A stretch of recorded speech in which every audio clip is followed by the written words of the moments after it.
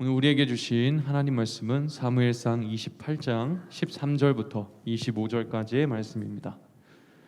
사무엘상 28장 13절부터 25절까지의 말씀입니다. 다 찾으신 줄 알고 함께 합독하겠습니다. 시작. 왕이 그에게 이르되 두려워하지 말라.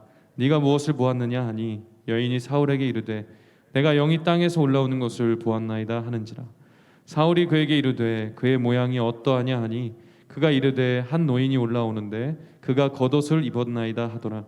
사울이 그가 사무엘인 줄 알고 그의 얼굴에 땅에 대고 절하니라.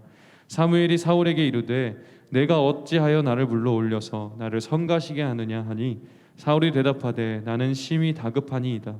블레셋 사람들은 나를 향하여 군대를 일으키고 하나님은 나를 떠나서 다시는 선지자로도 꿈으로도 내게 대답하지 아니하시기로 내가 행할 일을 알아보려고 당신을 불러 올렸나이다 하더라. 사무엘이 이르되 여호와께서 너를 떠나 내 대적이 되셨거늘 네가 어찌하여 내게 묻느냐. 여호와께서 나를 통하여 말씀하신 대로 내게 행하사 나라를 내 손에서 떼어 내 이웃 다윗에게 주셨느니라. 네가 여호와의 목소리를 순종하지 아니하고 그의 진노를 아말렉에게 쏟지 아니하였으므로 여호와께서 오늘 이 일을 내게 행하셨고 여호와께서 이스라엘을 너와 함께 블레셋 사람들의 손에 넘기시리니 내일 너와 내 아들들이 나와 함께 있으리라. 여호와께서 또 이스라엘 군대를 블레셋 사람들의 손에 넘기시리라 하는지라. 사울이 갑자기 땅에 완전히 엎드려지니 이는 사무엘의 말로 말미암아 심히 두려워하며 또 그의 기력이 다하였으니 이는 그가 하루 밤낮을 음식을 먹지 못하였습니다. 그 여인이 사울에게 이르러 그가 심히 고통당함을 보고 그에게 이르되 여종이 왕의 말씀을 듣고 내 생명을 아끼지 아니하고 왕이 내게 이르신 말씀을 순종하였사오니 그런즉 청하건대 이제 당신도 여종의 말을 들으사 내가 왕 앞에 한 조각 떡을 드리게 하시고 왕은 잡수시고 길 가실 때에 기력을 얻으소서 하니 사울이 거절하여 이르되 내가 먹지 아니하겠노라 하니라. 그의 신하들과 여인이 강권하매 그들의 말을 듣고 땅에서 일어나 침상에 앉으니라. 여인이 집에 살찐 송아지가 있으므로 그것을 급히 잡고 가루를 가져다가 뭉쳐 무교병을 만들고 구워서 사울 앞에와 그의 신하들 앞에 내놓으니 그들이 먹고 일어나서 그 밤에 가니라. 아멘. 아멘. 네, 오늘은 사무엘의 환상, 사무엘의 영을 만난 사울의 이야기를 이제 그 결말을 한번 같이 이야기해 봅시다. 네, 하나님께서는 주술적인 행위 혹은 미신적인 심령수를 우상 숭배하는 것과 똑같이 생각하셨습니다. 그렇기 때문에 우리가 우상 숭배만 나쁜 것이 아니라 미신적인 행위 혹은 이렇게 신접한 사람들을 불러다가 죽은 사람들의 영과 대화하는 것, 이런 것도 하나님 보시기에 악한 것이다 하는 것을 우리가 알아야 되겠습니다. 사울은 자기가 왕이라는 사실을 감추고 그리고 율법의 말씀을 어기면서까지 그리고 예전에 자기가 신접한 사람들을 다 잡아다가 죽이거나 추방했잖아요. 그런 과거의 자신의 행위와 다르게 신접한 이 여인을 찾는 이런 무리한 일들을 행하면서까지 그렇게 지금 어떤 주술적인 행위에 집착하는 이유가 뭘까요? 그가 이토록 사무엘의 영을 찾아서 그가 듣고자 하는 것이 뭘까? 왜 이런 일들을 하는 걸까요? 사울이 이렇게 하는 이유는 사울의 마음속에 자신의 삶을 지탱하는 중심이 없기 때문이에요. 중심이 무너져 있으면 어리석은 일인 줄 알면서도 어리석은 일을 합니다.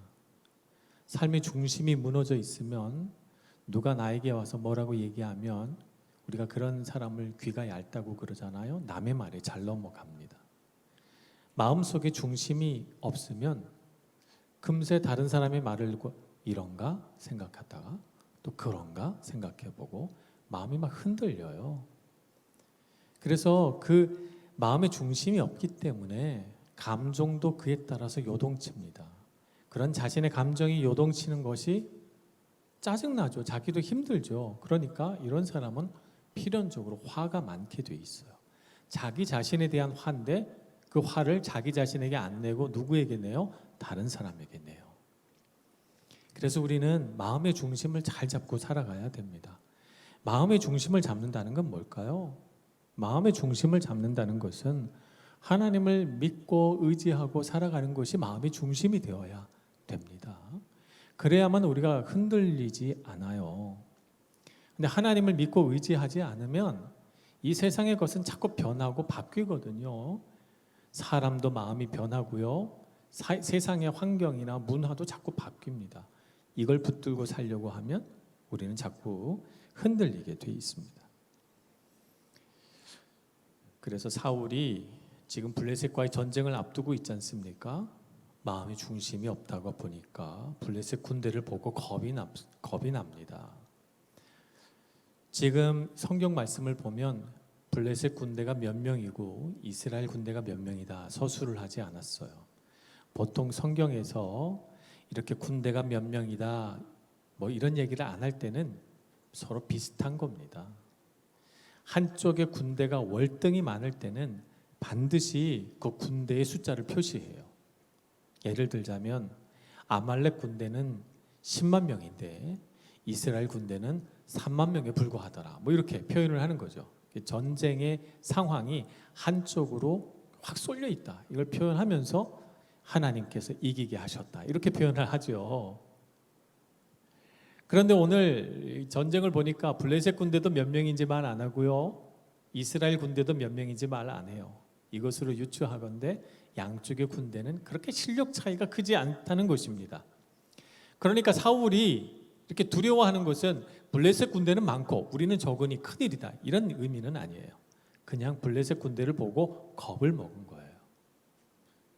이스라엘 백성들 중에 겁을 먹은 사람들이 있어서 탈령이 막 이루어지고 그랬다 이런 얘기도 없습니다. 오히려 이스라엘 군대는 요동치 않고 담담해요. 그런데 이 지휘관인 사울의 마음이 무서워 죽겠는 거예요. 그래서 자신의 마음속에 용기를 줄 만한 말, 그리고 내가 뭔가 붙들 수 있는 어떤 희망, 이걸 좀 내가 얻어야 되겠다. 그래서 사무엘의 영을 불러 올리는 겁니다. 뭐라도 의지하려고요. 진짜 지푸라기라도 잡으려고요. 우리의 삶에 중심이 무너지면 미신적인 행위에 마음이 기울어지게 됩니다. 오늘 현대사회가 되니까 오늘 우리 삶에 이런 미신적인 행위, 주술적인 행위가 없어져야 맞잖아요. 과학의 시대 아닙니까? 여러분, 우주선이 막 이렇게 화성으로 가고요. 막 지구의 끝을 탐사하는 그런 시대에 있는데, 그런데 오늘날에도 여전히 미신적인 행위들은 성행하고 있다. 여러분 믿으실지 모르겠지만 인터넷의 보급이 이렇게 발달되면서 이 점을 보는 행위 혹은 점치는 걸로 해서 돈을 버는 이런 사업이 예전에 비해서 한 10배 정도 성장했다 그래요. 2010년 이후로 말입니다. 그래서 실제 오프라인에서 이렇게 점집을 차려놓고 점 보는 사람들은 잘 많이 없어졌어요. 실제로 우리 눈에 안 띄는데. 그런데 온라인에서 점집을 차려놓은 사람들이 굉장히 많아요. 그래서 그 점 보는 사람들의 온라인에서 나오는 매출이 뭐 몇 조 원이라고 그럽니다. 상상을 초월합니다. 그러니까 요새 사람들은 어떻게 해요? 점집 안 찾아가요. 인터넷으로 점쳐요. 인터넷으로 운세 보고요. 뭐 이렇게 다 합니다. 참 어리석은 세상인 것 같아요. 여러분, 점을 보지 말라고 말씀을 드렸어요. 한번 점을 보면, 한번 운세를 점을 치면 그때 본 기억이 머릿속에 남아서 그 기억이 나를 묶습니다. 묶는다는 건 뭐냐면 내 생각을 꽉 잡는단 말이에요. 그래서 어떤 일이 딱 일어나면 자꾸 내 운세를 봤는데 그렇다더라. 거기에 자꾸 꽤 맞춰서 살려고 해요. 그러니까 내 삶이 점을 봄으로 해서 점친 대로 되는 거예요. 그러니 여러분, 점을 절대 보지 마세요. 여러분의 기억 속에 남아서 여러분의 삶을 그 점으로 묶습니다.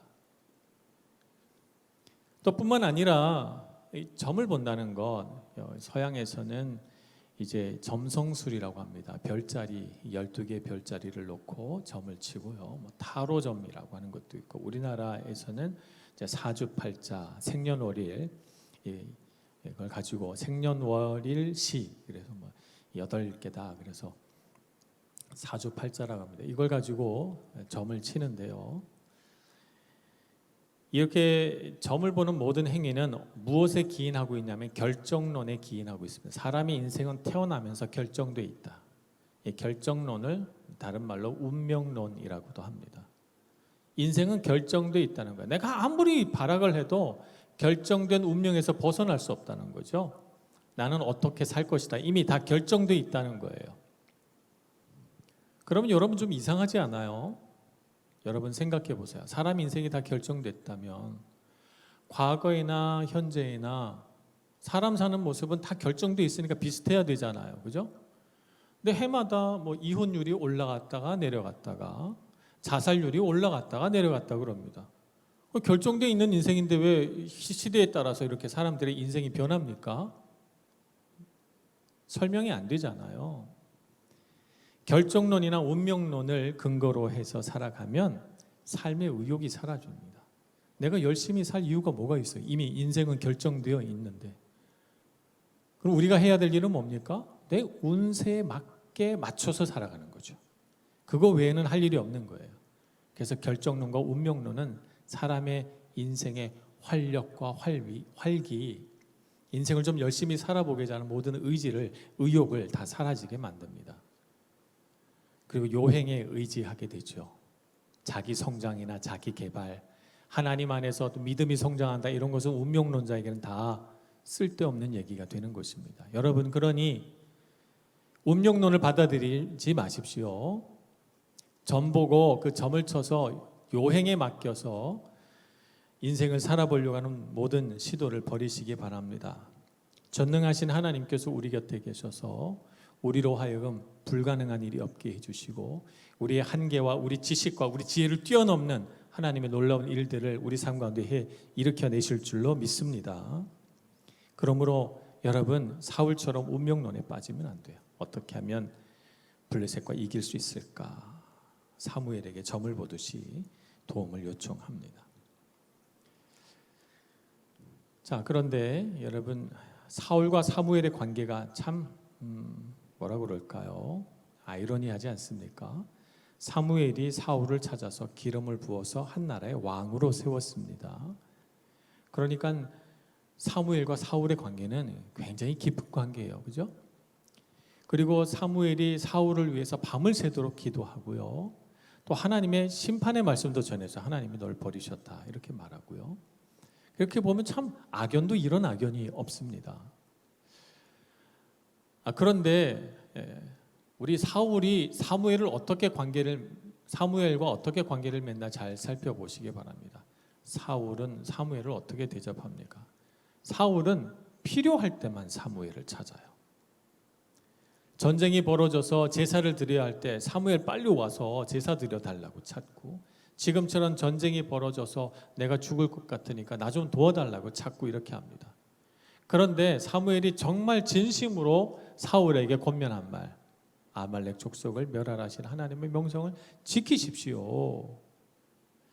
하나님 앞에 이런 경거망동하지 마십시오. 한 진심 어린 충고는 듣지 않습니다. 사울은 관계에 헌신된 사람이 아니라 자신의 욕망에 헌신된 사람이기 때문에 그렇습니다. 사울에게 있어서 중요한 건 자신의 이름, 자신의 명성, 자신의 부호, 자신의 권력이 더 중요했죠. 그래서 그것을 얻기 위한 하나의 수단으로서 사무엘에게 도움을 요청하고 사무엘을 이용하고 사무엘이 와서 도와줬으면 하고 그러는 거죠. 정말 중요한 것은 내 안에 내가 뭘 원하느냐, 이게 더 중요합니다. 그래서 여러분, 우리가 마음에 있는 욕망에 헌신된 사람이 되면 그러면 관계가 무너진다는 사실을 우리가 잘 알아야 됩니다. 우리는 관계에 헌신된 사람이 되어야 합니다. 하나님과의 관계에 헌신된 사람이 되어야 하고, 하나님께서 주신 아름다운 사람, 우리의 친구, 우리의 동력자, 우리 좋은 사람들에게 헌신된 사람이 되어야 합니다. 헌신이라고 하는 것은 시간과 물질을 필요로 합니다. 헌신이라고 하는 건 내 시간을 주는 것이고 내 물질을 주는 것입니다. 내 삶을 주는 것이에요. 그래서 희생이 반드시 동반됩니다. 희생하지 않고 헌신한다는 것은 있을 수가 없는 일이죠. 그래서 희생함으로써 너와 나의 이야기가 만들어지는 것이죠. 우리가 함께 인생을 살아간다, 좋은 친구가 되고 어떤 좋은 관계가 만들어진다고 하는 것은 이야기가 만들어진다는 거예요. 그래서 우리가 이제 여기 밀라노에서 같이 살잖아요. 같이 살면서 우리가 오래 관계를 맺으면 어떻게 해요? 같이 차도 마시고 같이 밥도 먹고 또 수련회도 가고 같이 예배도 드리고 이야기도 하고 나의 고민도 얘기하고 눈물도 흘리고 그러면서 우리 관계 안에 많은 이야기가 만들어져요.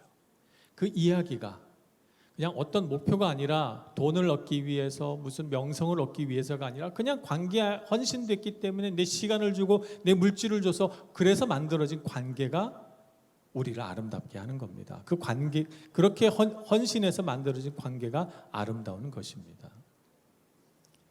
그런데 이렇게 관계 안에 헌신되지 않으면 그러면 내 시간이 더 중요하고 내 물질이 더 중요하다. 그래서 내 시간이 더 중요하니까 시간 주지 않고 함께 하지 않고 내 물질이 중요하기 때문에 그 사람에게 돈 쓰지 않고 그래서 내 거 지키려고 하는 내 안에 욕망이 더 소중해서 내 욕망을 채우기 위한 도구로 사람을 사용하면 그 사람은 반드시 실망하여 떠나갑니다. 여러분 곁을.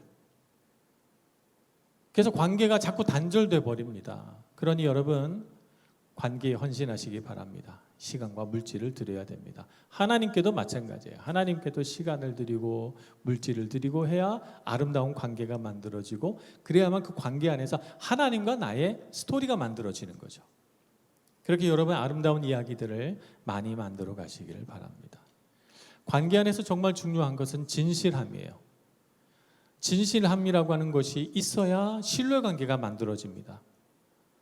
거짓말하는 것이 왜 나쁘냐? 사람을 속이는 것이 왜 나쁘냐면 신뢰를 깨버리기 때문이죠. 그래서 한번 신뢰가 깨지면 우리 마음속에 뭐가 들어오냐면 저 사람 또 나한테 거짓말하면 어떡하지? 이런 생각이 들어와요. 그래서 그 신뢰관계를 회복하는 데는 시간이 많이 걸립니다. 그래서 제가 전에 강의할 때 신뢰라고 하는 것의 특징은 신뢰를 쌓아가기는 어려운데 무너지는 것은 한순간이다. 신뢰라고 하는 것의 특징을 말씀을 드린 적이 있습니다. 그래서 여러분 쌓아진 내가 진실해서 쌓아놓은 신뢰를 단 한 번의 거짓말로 단 한 번의 속임으로 그 신뢰관계를 무너뜨리지 마십시오. 아프더라도 진실을 얘기하는 사람이 되어야 여러분의 관계가 신뢰할 만한 관계가 되는 거예요. 그래서 여러분 관계 안에서 정말 중요한 것은 진실함이죠.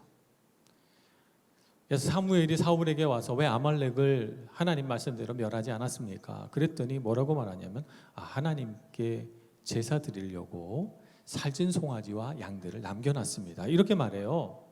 그런 것이지 내가 욕심이 있어서 그런 건 아닙니다. 이렇게 말하죠. 그런 다음에 또 사울은 어떻게 변명하냐면 백성들이 살려주자고 하니까 그래서 살려줬습니다. 또 백성들의 핑계를 대요. 진실하지 않죠?